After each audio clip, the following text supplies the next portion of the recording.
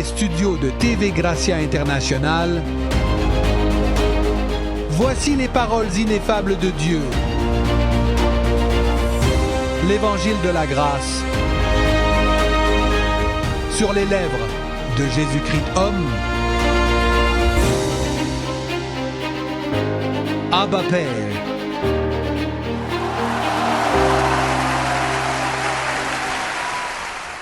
Nous allons maintenant nous tourner vers les premiers Corinthiens, plus précisément le chapitre 3 et les versets allant de 1 à 3. Bienvenue à tous les visiteurs qui nous font l'honneur de leur présence aujourd'hui. Je suis extrêmement heureux que vous soyez ici et je tiens également à féliciter tous les téléspectateurs qui nous regardent du monde entier. Peu importe où vous nous voyez, que ce soit à la télévision ou à travers nos différents programmes de diffusion. Appelez quelqu'un et lui dire « Croissance dans la grâce » est à l'antenne et prenez-en note. Parce qu'on s'assure qu'il va y avoir un changement dans sa vie. Bienvenue dans notre programme, vous êtes donc les bienvenus. Première lettre aux Corinthiens. Et comme nous le corrigeons toujours, il ne s'agit pas des premiers Corinthiens, parce qu'ils n'ont rien écrit, il s'agit de Paul aux Corinthiens. Il est dit au verset 1 à 3, afin que, frères, je ne puisse pas vous parler comme à des spirituels, mais comme à des charnels. Paul s'attendait à parler aux gens comme à des esprits. Mais lorsqu'il est arrivé dans cette église, il a vu tant de rudiments et il a vu tant de légalisme. Il a dû voir d'autres choses qu'il s'est dit qu'il ne pouvait pas parler à des gens spirituels ici. Laissez-moi lui parler un peu de l'ancienne alliance, parce qu'ils ne vont pas comprendre. Laissez-moi leur parler comme à des gens charnels. Il dit, mais comme à des charnels, comme à des enfants en Christ. Savez-vous qui sont les enfants en Christ ? Les 10%. Nous parlions la semaine dernière qu'une personne dont l'esprit est activé n'est plus capable d'utiliser son esprit à 10%. Et il commence à avoir un QI différent. Il commence à se développer de façon beaucoup plus excellente parce qu'il commence à penser, il exerce son esprit. Et déjà, la personne a changé parce qu'elle a plus d'exercice. Il voit les choses différemment, n'est-ce pas ? Mais il s'agissait d'enfants en Christ, qui sont ceux que nous avons autour de nous et qui représentent le christianisme. Ce sont des orphelinats parce qu'ils sont orphelins. Leur père n'est pas venu les élever. Et donc ils sont comme, comment s'appelle-t-il, nursery en anglais. Des crèches chrétiennes, parce qu'il faut s'occuper des enfants, sinon ils grimpent au mur et abîment tout, n'est-ce pas ? Je veux dire qu'ils sont toujours nos frères et sœurs. Nous les aimons. Nous aimons les évangéliques, les catholiques, les pentecôtistes, les témoins de Jéhovah, les adventistes, les spiritualistes, les santériens, qui que ce soit. Car celui qui est mûr en Christ aime. Pourquoi cela ? Parce que si vous avez tous les mystères et toutes les connaissances et que vous n'avez pas l'amour, vous n'êtes rien. L'amour est le lien parfait et quand vous aimez, vous n'avez aucun problème avec cela. Mais il faut aussi être honnête, ce sont des enfants dans le Christ. Il faut faire attention, ils peuvent vous mordre. Ils sont capables de vous griffer, n'importe quoi peut vous arriver. Ils peuvent aussi vous gifler si vous êtes négligent. Les enfants sont un danger. Les enfants vous feront n'importe quoi. Il dit, je vous ai donné du lait à boire. Le lait est un type de la loi de l'ancienne alliance. Je vous ai donné du lait à boire et non de la nourriture, car vous n'étiez pas encore capable et vous ne l'êtes pas encore. Quelle honnêteté de la part de l'apôtre. Vous n'en êtes pas capable non plus. Je sais que je ne peux pas vous parler spirituellement ici, car vous ne me comprendriez pas. Il dit, parce que vous êtes encore charnels, car il y a de la jalousie parmi vous. Attention. Des querelles et des dissensions. Vous savez que dans une église évangélique, c'est là qu'il y a le plus de jalousie, de querelles et de dissensions. Vous savez comment ils appellent leur groupe ? Nous grandissons et ce n'est pas ça, c'est qu'ils sont tellement divisés. Le petit groupe d'ici va là-bas. Et celui-ci vole 10 brebis à celui-là et établit une autre congrégation là-bas. Et en ce moment, il y en a beaucoup et ils disent, les gars, la ville est entourée de congrégations, mais il y a des jardins d'enfants à chaque coin de rue qui se battent. Ils vous demandent d'où vous venez. Eh bien, j'ai d'abord fréquenté telle ou telle église. Et puis il y a eu une division, je ne veux pas trop en parler, mais il y a eu une discorde et je suis allé dans une autre église. Ici, il n'y a pas de division. Il ne peut pas y en avoir. Les concours peuvent se former un peu, mais c'est fini. Parce que nous ne nous connaissons pas selon la chair. Et que nous avons l'Esprit du Christ et que le Christ vous dit « Hey, de la même manière que vous avez été pardonnés, pardonnez immédiatement. » Cela dissipe immédiatement le feu avant qu'il ne grandisse. Et puis les dissensions. La malice. Vous savez, non, écoutez, avec celui-ci, faites attention. Il n'y a rien de tel ici. Parce que la grâce n'est pas parce que nous sommes bons. Nous sommes très mauvais ici. Mais parce que la grâce nous délivre. Comme le dit l'apôtre Paul, ce n'est pas que nous soyons capables par nous-mêmes de penser quoi que ce soit, mais notre compétence vient de Dieu. Par quoi ? Par la connaissance de la grâce. Il y a donc une expression ici. Il est dit, contestation et dissension, n'êtes-vous pas charnels et ne marchez-vous pas comme des hommes ? Puis vient une question, Paul, et comment veux-tu que je marche ? Comme un cheval, comme une vache, ou ? Car c'est ce que je suis, un homme. Mais Paul dit, non, non, non, oh non. C'est que ceux qui sont une nouvelle création, ils ne peuvent pas marcher comme des hommes. Ils doivent marcher comme quoi ? Comme des dieux. Parce que nous sommes une nouvelle création. Oui, avec votre façon de penser, comment allez-vous marcher comme un dieu ? Selon l'état de votre esprit. Si votre esprit a les bonnes informations, alors vous commencez à marcher comme un Dieu. C'est ce que Paul espérait. Il dit à cette assemblée, « Je n'ai pas pu leur parler comme à des hommes spirituels. Je leur ai parlé comme à des hommes charnels. Car vous marchez comme des hommes. » On a demandé à Paul, « Qu'attendez-vous de moi que je marche comme quoi ?» Eh bien, marchez comme ce que vous êtes. Si vous êtes une nouvelle création, qui a formé la nouvelle création ? Dieu à sa ressemblance comme lui. Par conséquent, si vous avez l'esprit du Christ, un esprit, avec l'esprit du Christ, c'est un autre Christ. Donc un autre Christ ici sur terre marche comme un Christ. En ayant le même esprit de foi que lui ou en Christ. Si vous avez le même esprit que Christ, vous êtes assis dans les lieux célestes avec lui. Il y a un appel à marcher comme des dieux. Marcher comme des dieux, penser comme des dieux et vivre comme des dieux. Ah, mais je ne peux pas y arriver du jour au lendemain, apôtre. Personne ne vous a dit que c'était du jour au lendemain. Imagine, je suis dans cette révélation depuis une vingtaine d'années ou un peu plus. J'ai commencé à réfléchir, à penser. Mais comme c'était le cas, j'étais comme... L'Esprit, il est dit que Jésus-Christ, il est dit que je grandissais en grâce et en connaissance. N'est-ce pas ? Il lui arrivait de répondre à sa mère. Et Marie demandait, « Et de quoi tu parles ?» Une fois, il s'est perdu et Marie l'a cherché désespérément.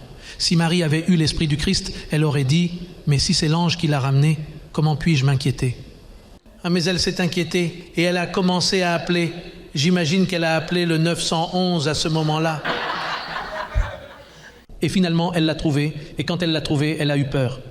Il y avait là un garçon de 12 ans qui parlait avec les docteurs de la loi et il les avait comme ça regardés avec la bouche ouverte. C'est là qu'elle s'est dit, « j'étais si inquiète, mais ce petit garçon a quelque chose qui ne va pas. » Pourquoi cela ? Parce qu'il grandissait dans la grâce et la connaissance. Il commençait à prendre conscience. Dieu lui-même entre dans un corps et oublie qui il était parce que tout esprit qui vient habiter dans la chair oublie qui il est. C'est pourquoi lorsqu'il a parlé du Consolateur, il a dit qu'il vous rappellerait tout ce qui est à moi.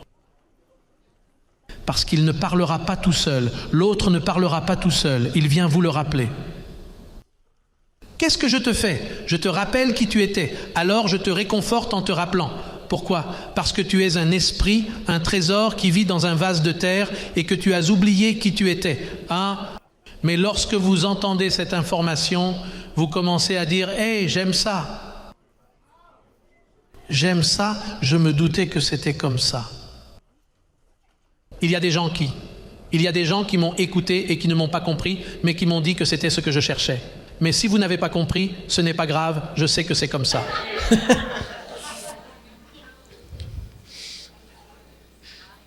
Alors, écoutez, je vais vous inviter à aller à Romains 7, 5 pour que vous puissiez comprendre l'apôtre.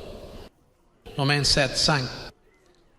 Deuxième verset, il est dit « Car lorsque nous étions dans la chair, qui a écrit cela? Paul. Et à quoi parlait-il à la chair? Il était là dans la chair. Mais dit-il, oui, s'il y avait eu quelqu'un là-bas à ce moment-là, je lui aurais demandé, écoute Paul, mais tu es dans l'esprit? Je suis dans la chair, mais je ne suis pas dans la chair. Mais pourquoi? Parce que je marche comme un Dieu. C'est pourquoi, bien que je sois dans la chair, je dis que pendant que nous étions, vous n'êtes plus dans la chair? Non, maintenant je ne suis pas dans la chair, mais je te vois. Oublie ce que tu vois. Je ne suis pas ce que vous voyez, je suis ce que Dieu dit que je suis.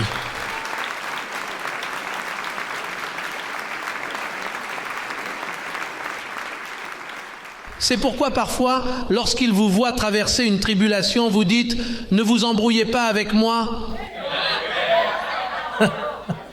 Je ne suis pas ce que vous voyez maintenant. Attends un peu. Pour que vous puissiez voir ce que je vais faire quand cette parole me prendra et agira dans ma vie. Et parce que cela prend du temps. Tu dois grandir en grâce dans ton esprit. C'est pourquoi, quand vous m'avez entendu il y a 3 mois, vous avez dit « Cet homme est fou ». Et maintenant, 3 mois plus tard, vous dites « Cet homme n'est pas fou ». Et après que vous ayez dit que je ne suis pas fou, je vous déconcerte à nouveau par ce que je dis et vous répondez « Je ne suis pas d'accord avec ça ». Mais vous continuez à m'écouter pendant 3 mois et vous dites que c'est clair. Alors où en sommes-nous? Êtes-vous d'accord ou non? Le fait est que vous grandissez dans la grâce, vous êtes bénis. C'est pourquoi nous vous recommandons de ne pas bouger d'ici. Attendez un peu plus longtemps. Attendez encore un peu pendant que nous décontaminons votre esprit du raisonnement humain que vous avez porté pendant tant d'années, endommagé par vos parents, votre famille, votre nom de famille, votre pays, votre politique. Quand Dieu en aura fini avec vous, vous verrez ce que je vais en retirer.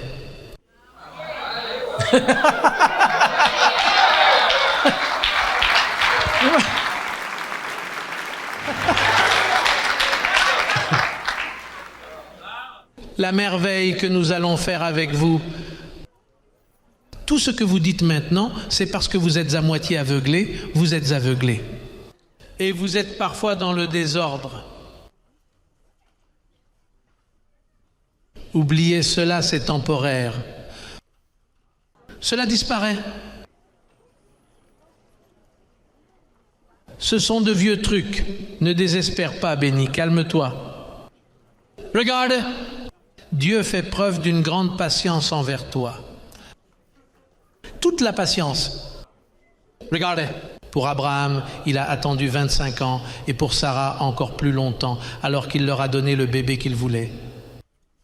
Abraham, tu vas avoir un fils, voilà la bénédiction. Mais ils sont devenus fous à force d'attendre, ils en ont fait un eux-mêmes. Et finalement, ils ont dit, je ne sais pas ce que nous avons fait, mais là, Dieu est apparu. Il leur a dit, voilà. Et Sarah est tombée enceinte après avoir été stérile pendant plus de 90 ans. Parce que Dieu attend parfois, attend que vous formiez le vôtre pour que vous réalisiez que le vôtre n'est pas bon.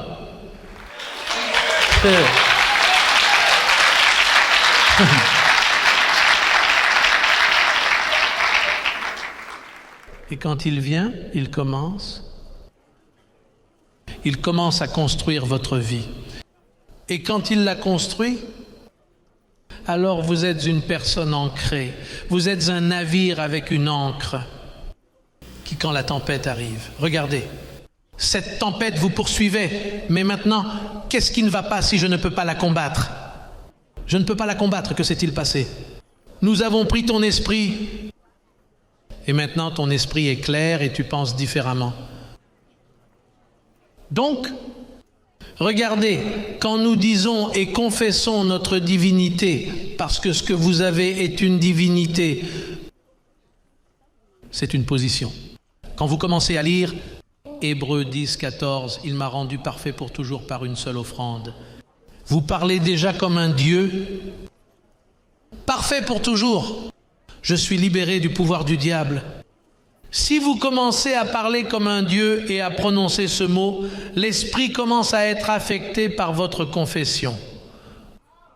Souvenez-vous de Salomon, réputé pour être l'individu le plus sage connu sur la terre. Il possédait une sagesse donnée par les cieux, non pas celle des cieux, mais celle qui émane d'en bas des cieux. Selon lui, l'homme est défini par son opinion de lui-même dans les profondeurs de son cœur. Et si vous pensez « pauvre de moi », c'est ce que vous êtes. Mais si nous introduisons la révélation paulinienne dans votre esprit, alors vous penserez de vous-même ce que Paul dit que vous êtes. Les choses commencent alors à changer.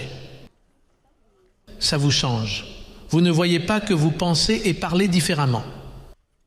Regardez une fois le pasteur juif nommé Jacques, celui de la circoncision.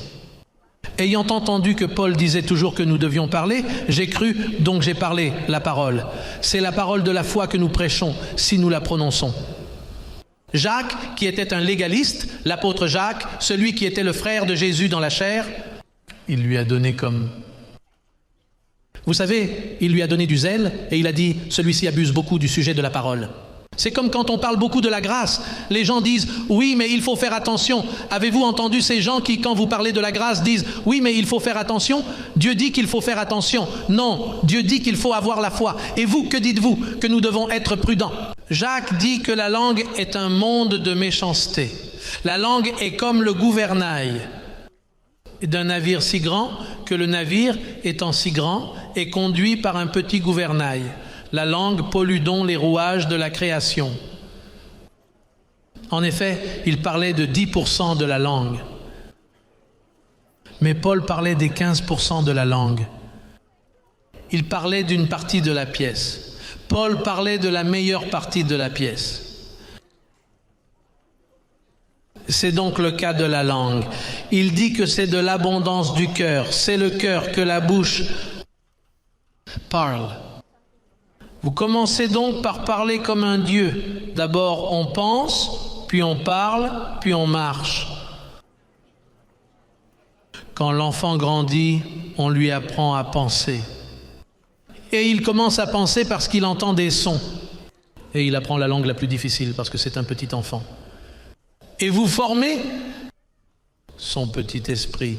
Puis après avoir entendu, commence à parler. Papa, papa, je veux du lait, j'ai faim, je veux ceci, je veux cela. Puis, après avoir pensé et parlé, il commence à marcher. Ainsi, dans votre homme intérieur, l'esprit, vous devez le porter, vous devez l'éduquer avec la parole de la justice. C'est pourquoi j'ai chanté, je l'aimais tellement, je confesse la parole de justice. Ah, parce que c'est ce que vous allez confesser. Et apôtre, et pour combien de temps? Eh bien, je vous recommande. Je te recommande 3 mois pour que tu sois content, 6 mois pour la digérer, 1 an pour que vous commenciez à dire « Eh, c'est bien », 2 ans pour commencer à pratiquer. Eh bien, j'ai fait 23 ans et j'ai appris quelques bons pas ces derniers temps. Parce que parfois, je trébuche encore. Oui, parce que la grâce est venue à moi il y a environ 20 ans. C'est l'âge de mon esprit. Rappelez-vous que j'ai fêté mon anniversaire, mon 20e anniversaire environ.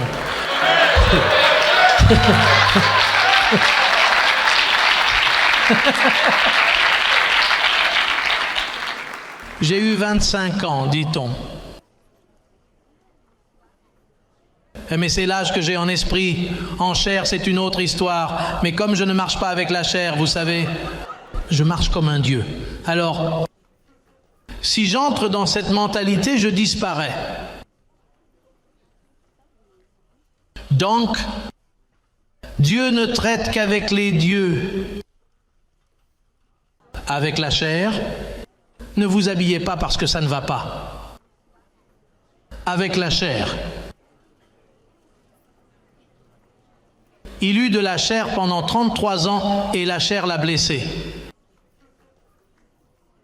Remarquez qu'il n'aimait pas l'expérience de la chair. Quand Paul est monté au paradis, il lui a dit « Paul, garde-toi de me connaître selon la chair et de ne pas les connaître non plus. » Regardez, si même le Christ nous l'avons connu selon la chair, nous ne le connaissons plus comme cela. Il lui a dit « Ne me mentionne pas selon la chair parce que j'ai souffert ces 33 années là-bas, mon garçon. À tout ce que j'ai vécu là-bas. J'ai dû vivre pendant 33 ans pour vous délivrer, comme pour que vous veniez m'imiter selon la chair.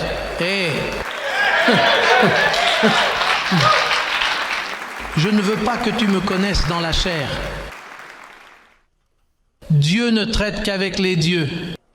Et tant que vous ne verrez pas et ne direz pas que je suis un Dieu, Dieu ne traitera pas avec ce qu'il y a de mieux sur la table. Dieu dira, apportez de la nourriture à celui-là et laissez-le s'asseoir et manger là-bas. Il dira aux autres, mangez les miettes que cela nourrit. Parce que Dieu ne traite qu'avec les dieux. Regardez même dans l'Ancienne Alliance, l'ombre, regardez le Deutéronome, chapitre 10, 5e livre de l'Ancien Testament, verset 17.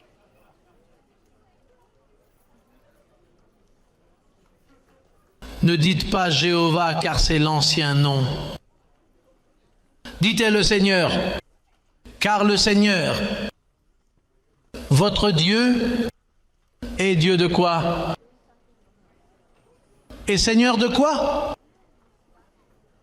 Et comment le mot Dieu est-il écrit là avec une majuscule ou une minuscule? Pourquoi est-il écrit là? Parce qu'il s'agit de qui?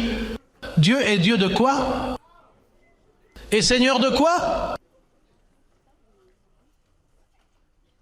Vous êtes donc un Dieu? C'est l'ombre de là-bas. De là-bas, il vient dire, regardez, le Seigneur votre Dieu est un Dieu de Dieu. Je ne traite pas avec les vaches, je ne traite pas avec les chevaux, je ne traite pas avec les fous, je traite avec des dieux. Hello! Hey! Imaginez ces églises qui disent aux dieux, y a-t-il un Dieu qui a des démons? Passez à l'avant.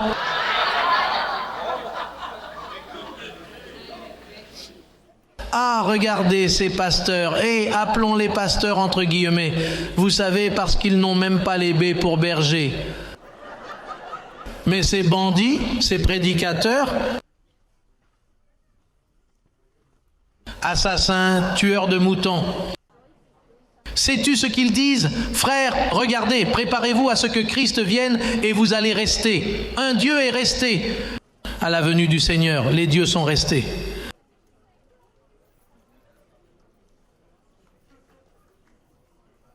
Des dieux diabolisés. Et vous permettez cela. Hey! Quels bandits sont ces catholiques romains?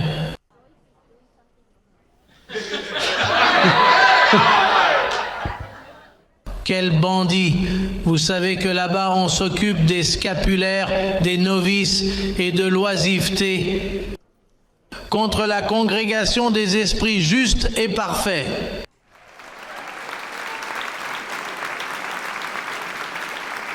Garçon, le Seigneur est le Dieu de quoi?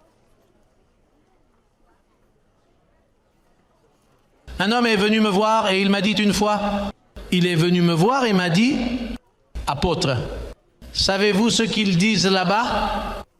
Qu'est-ce que c'est? Que vous dites que nous sommes des dieux. J'ai voulu lui répondre, où vous réunissez-vous? Oh, et je ne dis pas qui l'a dit.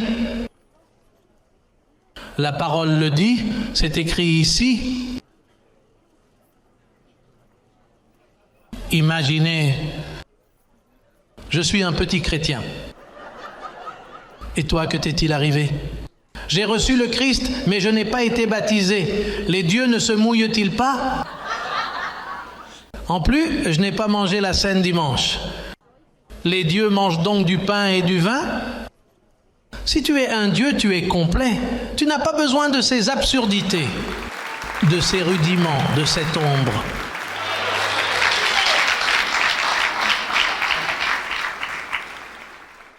Imaginez les abus commis à l'encontre de l'Église. C'est incroyable. Toutes ces églises devraient me fermer dès que possible. Elles devraient fermer, mais toutes avant qu'elles ne continuent à nuire et à tuer des brebis.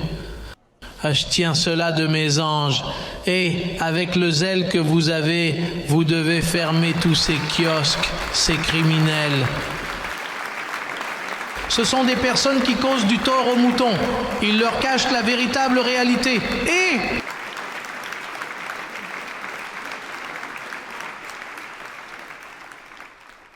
je veux dire, et pas seulement l'ombre, le disciple Jean, de retour dans Jean, dans le livre de Jean, le 4e livre historique. Allez, continuons.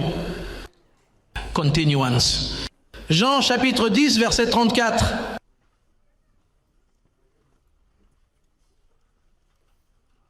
Jésus leur répondit, « N'est-il pas écrit dans votre loi? » Dans quelle loi?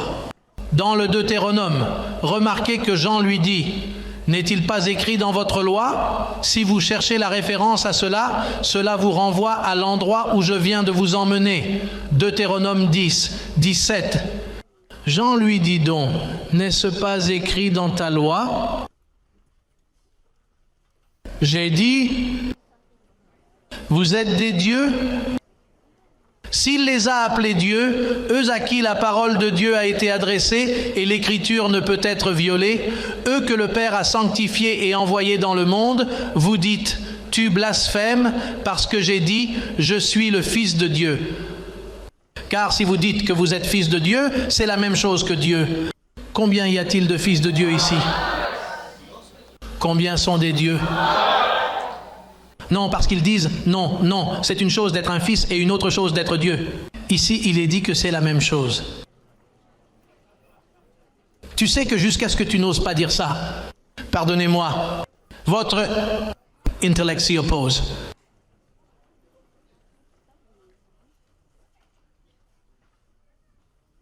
Les desseins de ta chair ne sont pas soumis à la loi de Dieu. C'est pourquoi... Quand je te dis, dis-le avec moi, si tu ne le dis pas, tu as peur, tu es affecté, la chair vous tient. Parce que ça arrange votre chair de dire, je suis un Dieu pour que, les anges, vous ne voyez pas, les anges ne servent pas les hommes.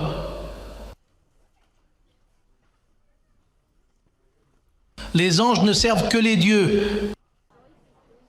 Imaginez donc, si vous avez peur de dire « Je suis un Dieu », les anges vont dire « Sauve-toi ».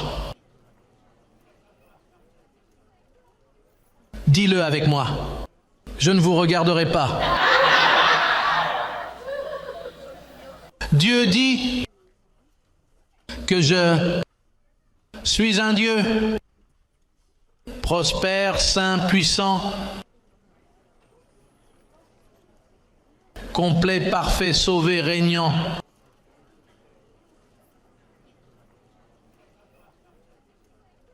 Hey, tu as réussi. Oh!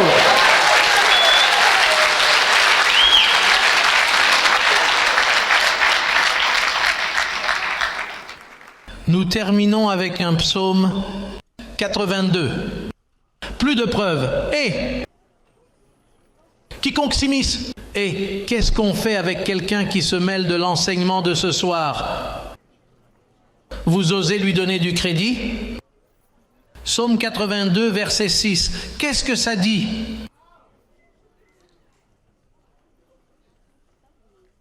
Et qui est-ce qui dit, j'ai dit? Respectez-vous Dieu? Si Dieu dit, j'ai dit, tu es un animal. Eh bien, c'est Dieu qui l'a dit. Mais Dieu n'est pas le Dieu des animaux. Dieu est le Dieu des dieux. Alors, il dit, j'ai dit, êtes-vous quoi? Et vous tous? Mais le système dit, non, nous sommes enfants de Dieu. Vois-tu quel fils et Dieu est synonyme? Le voyez-vous? Regardez, j'ai dit, vous êtes des dieux et vous êtes tous des fils de quoi? Mais pourquoi êtes-vous des fils?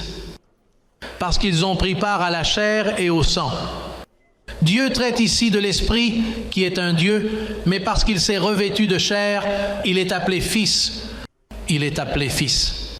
Ainsi, lorsque Dieu a revêtu la chair, il a été appelé le Fils de Dieu. Mais cela ne signifie pas qu'il était un fils. C'est qu'en prenant part à la chair, quiconque est revêtu de chair est appelé fils. Mais ce n'est pas que Dieu ait eu un fils, c'est que Dieu s'est revêtu de chair, il est un fils, et de même, tu es un Dieu qui, étant revêtu de chair, est appelé fils. Hello!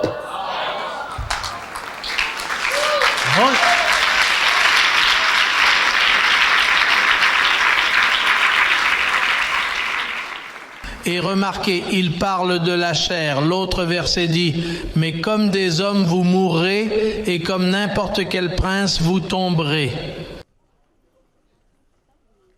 Car tous les dieux qui sont des fils sont des hommes et des femmes qui meurent.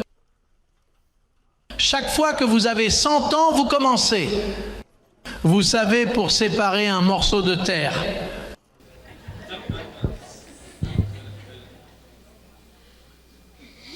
C'est un problème très sérieux, parce que la prophétie arrivait. Regardez le psaume 82, à partir du premier verset.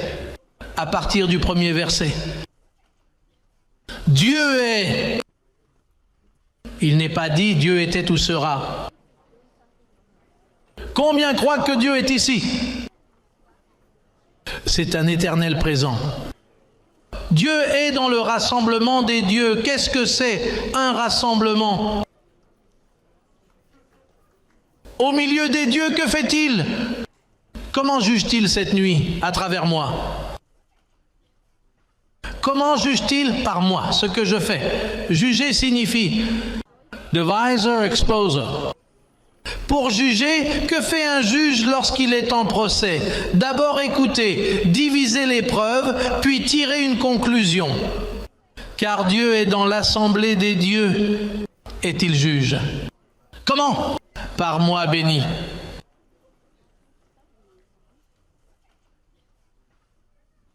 Dieu te juge. Non, mais Dieu est dans les cieux. Là, vous ne l'entendrez pas. Et il n'y a pas de petite carte et il n'y a pas de téléphone. Il n'y a aucun moyen pour lui de vous parler, à moins que ce ne soit par l'intermédiaire d'un instrument humain. Il utilise des gens. Il utilise des gens simples, comme vous et moi. Puis il dit, et il pose une question. Combien de temps allez-vous juger injustement et accepter les personnes des impies? Combien de temps allez-vous rester impliqué dans cette église qui vous a bouleversé, que vous supportez et à laquelle vous donnez la dîme? En d'autres termes, vous payez pour être trompé. Imaginez, vous mangez chez Burger King et vous payez chez McDonald's.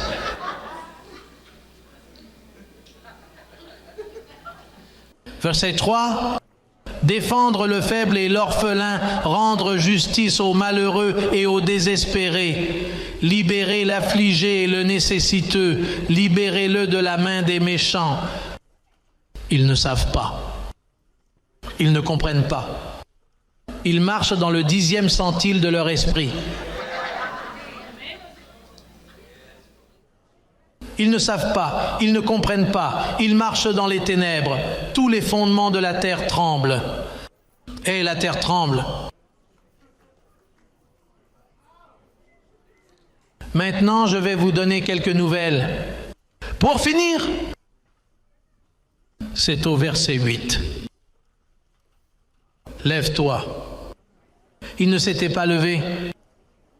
Lève-toi, ô Dieu, juge la terre à travers l'Internet, à travers de nombreuses émissions de télévision, à travers de nombreux programmes radiophoniques, à travers des tracts, à travers des cassettes, à travers la littérature, à travers vous. Jugez la terre parce que vous héritez.